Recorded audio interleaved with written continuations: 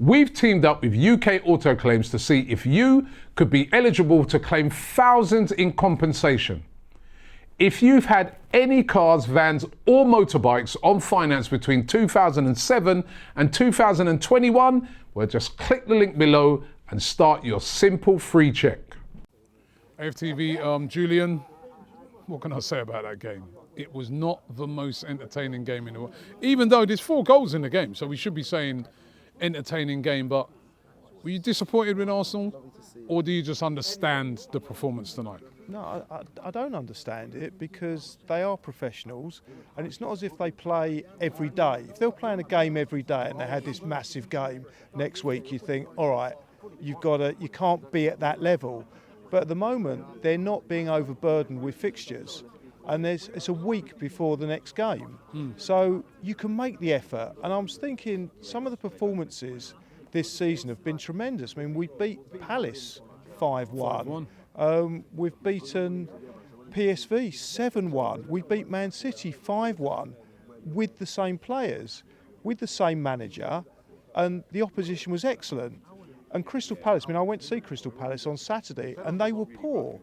And they looked a much better team tonight. And I'm thinking, what is the difference? If you've got the same players, you've got the same manager, the only difference can be the attitude and the mentality. And that, to me, is something you should be able to control if you're only going to be playing once a week. And I think it was a complete lack of effort. So you think the attitude was wrong as well? Well, the attitude had to be wrong. Otherwise, you've got a team like Palace that you have to say world beaters, because a week ago you're making Real Madrid look like a worse team than Crystal Palace. And I'm not that mental to think that Crystal Palace are a better team than Real Madrid, because Real Madrid have to be a better team than Crystal Palace. But on the 2 performances, you'd say Crystal Palace are a better team. And actually, I thought Crystal Palace deserved to win. I thought we were actually quite lucky to get a draw. We might have had a higher percentage of possession, but they actually had more shots. And I thought when they went forward, they looked more dangerous than we did. And they got a game at the weekend, right? And it's a big game, it's a semi-final. It's literally 2 teams that have got the same scenarios, apart from their one is nearer. If anything, you could have excused them to be playing in that passive way, especially the fact that they were losing. Well, as in that they had the commitment to come back. Yeah, because they came from behind twice. Yeah, they came from behind twice, but didn't you think they looked the more dangerous? Yeah, no, I'm saying that. I agree. So I don't think there is any excuse. So you can say, OK, we've got this Champions League game and people are going to forget this game. But the other scenario is, OK, we still look pretty secure in second place. But you carry on going out in this dream world, which they were just like daydreaming.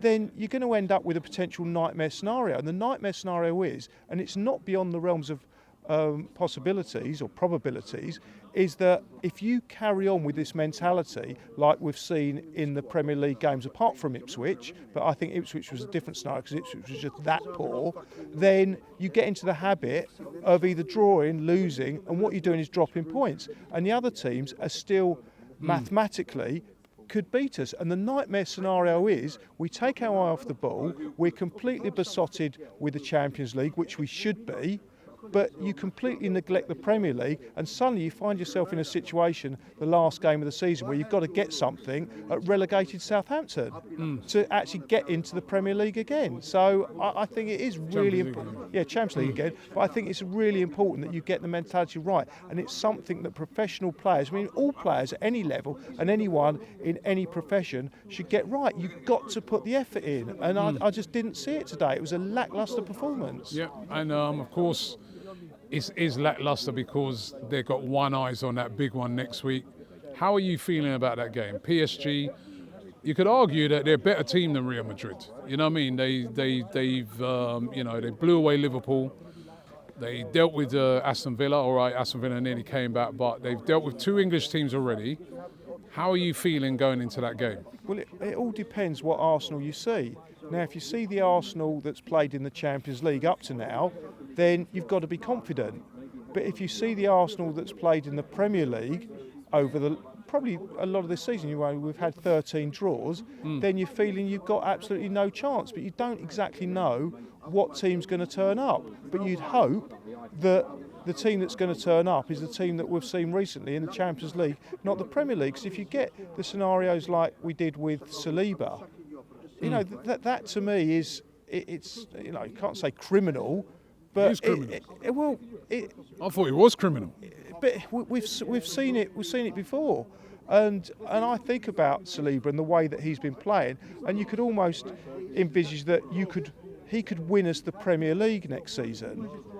But the way that he'd win us the Premier League is like how Coutinho won Liverpool the Premier League, and they were able to rebuild because they sold Coutinho at the top of his level, and were able to completely remould their team. Are you talking about selling him or something? Well, yes, in some sense. If you look at the performances, because he's at that top level, he's got the most two bad mistakes. Yeah. Weren't even bad performances. But what you've got is a player that we all think is fabulous, and he is a fabulous player, but he's playing in a position that I think is the easiest position to play on the pitch.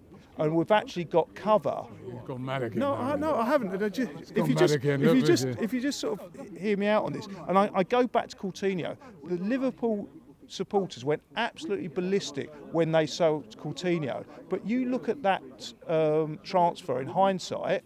What happened after that? But I'm going back to what you just said. So centre back is the easiest position to play on the pitch. In my view, It's one of the most difficult positions to play on the pitch. because the ball is constantly coming at you. Yeah, but you've got the balls coming at you. You've got defenders running at you. Attackers running at you. You've got balls being whipped into the box that you've got to win. You've got to now learn how to receive the ball from the back, drive out with it, pass the ball out to the right place. It's one of the most difficult positions. The easiest position. You've got to defend set pieces. The easiest position on the pitch, especially it's the easiest position on the pitch to play because the ball's constantly coming towards you, so you're not having to twist and turn in. That is crazy. That is a crazy take. And also you can be organised. Now, I know that. Look at our squad. Look at the constitution of our squad. We have so many players that can play in central defence. Now, I'm not Who's been the best player for Arsenal this season, would you say? I'd say Raya. All right, Raya, next. All right, I know who you want me to say, and I'm saying I'm saying he is a fantastic player. Who's been the best player? You said Raya, all right? Yeah. Take out Raya. Who's been the best player for Arsenal this season? Yeah. Gabriel. I'd say Gabriel myself, but the only thing I do think is when it was season when Saliba was out, we did notice the difference. Exactly. Yeah, but here's the difference. Remember how everyone was crying when he was out? I did notice. And I do think how can you say that's an easy position? That's ridiculous. No, I'm not. Nothing's easy. The easier position. Easier. I think being a centre half is the easier position. We've got the most cover in that position. Now, I'm not but saying. yet still our best player this season has been Gabriel. No, I think our best centre half has been Gabriel. He's been the best player. Probably most people probably voting player of the season, especially up until when he got injured. About Gabriel Magalhaes, yeah. Yeah. No, I'd agree with that. It's such an easy position. I think it's a statement to what Kivior's done because he's came in and filled that in quite well. He said played against Real Madrid in a couple of games. Yeah. I mean, yes, Saliba's made a few mistakes. That is one of the most difficult positions on the pitch. Not in my opinion.